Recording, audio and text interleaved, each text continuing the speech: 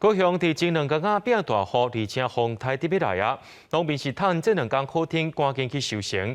今仔日的菜色是平常时啊，搁较早，菜价也起1倍啊。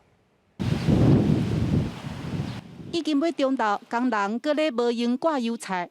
高雄这几天天气无好，有时落雨，有时出日头。听讲搁有风台，趁雨也袂落。菜农请工人赶紧采收遮的油菜甲汤丝仔菜。风台来。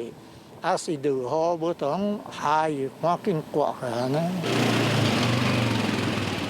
因为烟花风台要来的消息，毋但主管的菜农真无闲，农会集会场人员收货、搬货，搁爱洗菜。这2天送来菜色的量，拢比平常加差不多2成至4成。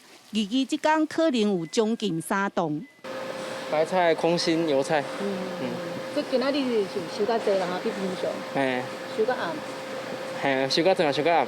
原底伫雨前1公斤头10块，啊，这2天1公斤起加头20块左右。预期心理较大，啊无正经遮的蔬菜并无啥损伤着。主管农会表示，只要菜农要刮，集会场拢总会收。送来的菜色拢会急速降温，先甲冰起来。若是风台期间落雨伤到菜色，迄时阵就会有冷冻的菜色通食。记者陈嘉文、赖伟做高雄报道。